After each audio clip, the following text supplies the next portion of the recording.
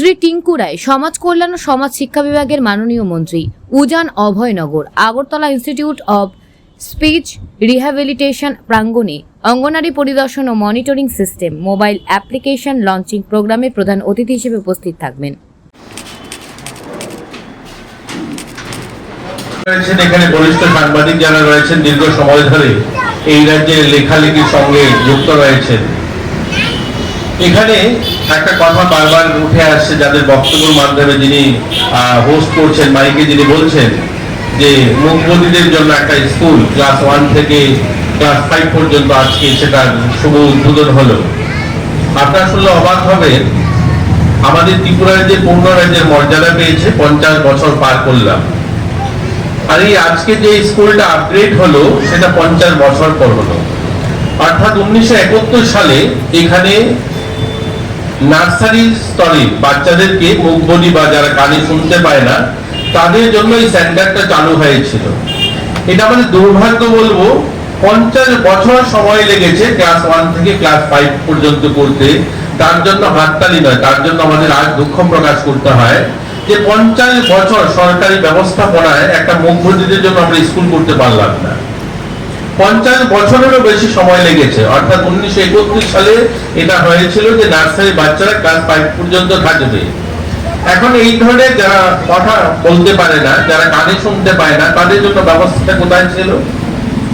তাদের জন্য এখানে ক্লাস 1-এ ওঠার পর তাদেরকে সাধারণ স্কুলে তাদেরকে দেওয়া হতো।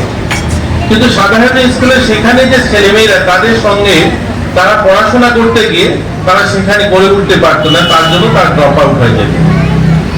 আর নতুবা একটা প্রাইভেট স্কুল এখানে আছে, আমি নাম নেব না, প্রাইভেট স্কুলে বছরে 40 থেকে 50 হাজার টাকা দিয়ে সেখানে ভর্তি করতে হতো। ভাবুন কি দুর্ভাগ্য আমাদের। আমরা বলি আমাদের গরিব রাজ্য, আমরা বলি আমরা পিছিয়ে পড়া রাজ্য, অথচ ওই প্রাইভেট ইনস্টিটিউটে দিতে হবে 50,000 টাকা প্রত্যেক বছরে ফিস দিয়ে সেখানে ভর্তি করতে হবে। আমার যদি মুখবধি ছেলে হয় বা আমার মেয়ে যদি হয়, কানে শুনতে পায় না, কথা বলতে পারে না, তার জন্য 50,000 টাকা বছরে ফিস দিয়ে প্রাইভেট স্কুলে ভর্তি করতে হবে। আর নতুন কোনো আমাদের ব্যবস্থা নেই। আজ দীর্ঘ বছর পর আজ আমরা সেটা করতে পেরেছি ক্লাস 1 থেকে ক্লাস 5 পর্যন্ত। আমরা আপনাদেরকে আশ্বস্ত করছি এটা আগামী দিনে আমরা মাধ্যমিক পর্যন্ত করে যাব।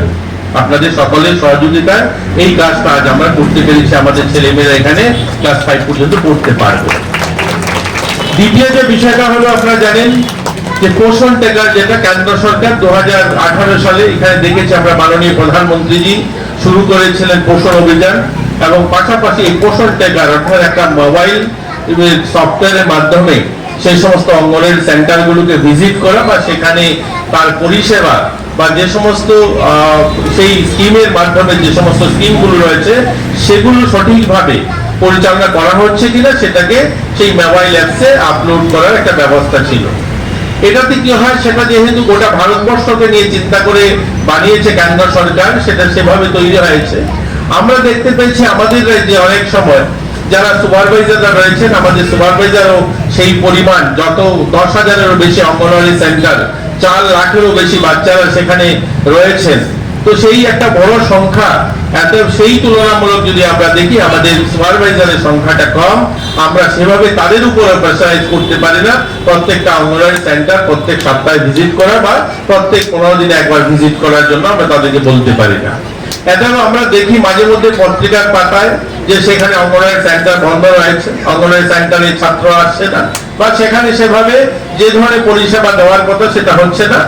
এবং তার জন্য আমরা পরিকল্পনা গ্রহণ করলাম যে আমরা আমাদের রাজ্যে এই যে আজকে যেটা তৈরি হলো অঙ্গনওয়াড়ি ইন্সপেকশন এবং মনিটরিং সিস্টেম, এই অ্যাপস আমরা তৈরি করবো, যে অ্যাপসের মাধ্যমে আমরা পুরো অঙ্গনওয়াড়ি সেন্টার 10,000 সেন্টারকে একসঙ্গে এক জায়গায় বসে সেগুলোকে মনিটরিং করা যায়। তার জন্য এই অ্যাপ তৈরি করা হলো। এই অ্যাপসের সবচেয়ে ভালো দিকটা হলো, আগে যেটা পোষণ টেকার ছিল, পোষণ টেকারে এখনো থাকবে সেটা কিন্তু বন্ধ হয়নি, যেহেতু এটা সেন্ট্রাল গভর্নমেন্টের। সেটার মাধ্যমে কি হয়, অনেক সময় আমাদের দিদিমণিরা যারা সেখানে কাজ করেন তারা তাদের বাড়িতে বসেও রিপোর্টটা তৈরি করতে পারেন যে আমার অঙ্গনওয়াড়ি সেন্টারে 40 জন বাচ্চা আছে, সেখানে 40 জনের মধ্যে 30 জন উপস্থিত হয়েছে, বা যাই করা হয় সেটা তিনি যখন খুশি করতে পারেন। এই অ্যাপস এর মাধ্যমে সবচেয়ে বড় জিনিস যেটা হলো ওই সেন্টার গিয়েই আপনাকে আপলোড করতে হবে। অর্থাৎ আপনি যদি ভাবেন যে বাড়িতে বসে সেটাকে আমি আপলোড করে নেবো, সেটা সম্ভব হবে না। আপনাকে ওই 50 মিটার অর্থাৎ আপনি অঙ্গনওয়াড়ি সেন্টারের যারা সুপারভাইজাররা তারা যদি ভাবেন আমি না গিয়ে সেখানে সেটা ইন্সপেকশন রিপোর্ট করে দেবো, সেটা সম্ভব হবে না। কারণ সেই অ্যাপ অপারেটিভ হবে না যতক্ষণ পর্যন্ত তিনি ওই অঙ্গনওয়াড়ি সেন্টারের প্রাঙ্গণে না গিয়েছেন। এটা সবচেয়ে বড় জিনিস হলো ওই সেন্টার গিয়েই ওনাকে ইন্সপেকশন করতে হবে, সেন্টারে ওনাকে যেতে হবে। আর একটা দিক হলো সেই ইন্সপেকশন করার সময় বিভিন্ন ফটোগ্রাফ, অর্থাৎ আজকের দিনে যে লাইভ, এর জন্য এটার মধ্যে লেখা হয়েছে এইমস লাইভ, অর্থাৎ লাইভে সেখানে গিয়ে আপনাকে জিও ট্রেকিং করতে পারবেন, অর্থাৎ ফটোগ্রাফি করতে পারবেন, করে সেটা আপলোড করতে পারবেন। সেটা আমাদের প্রদেশ অর্থাৎ আমাদের হেডকোয়ার্টার থেকে সেটাকে দেখার ব্যবস্থা রয়েছে।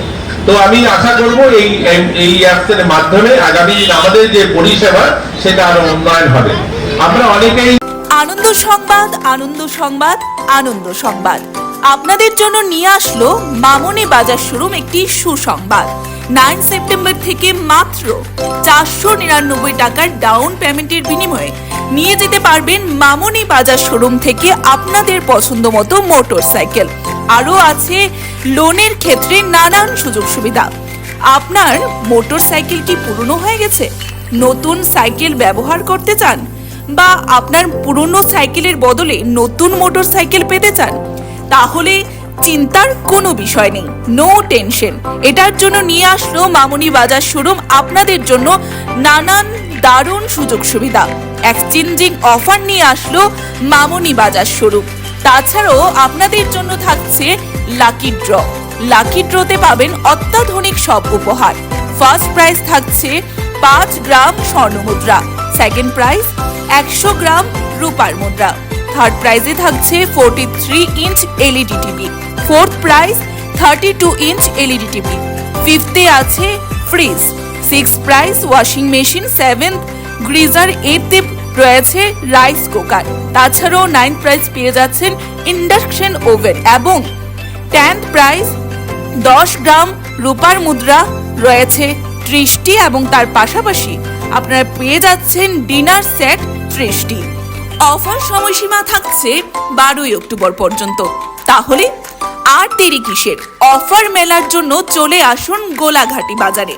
তাছাড়াও মামনি বাজার শোরুমের ঠিকানা থাকছে বিশালগড় মোটর স্ট্যান্ডের পাশে মামনি বাজার শোরুম, সিপাহীজলা, ত্রিপুরা। যোগাযোগ করুন 9611333889 অথবা 9089440011 অথবা 9366042447 এই নাম্বারে।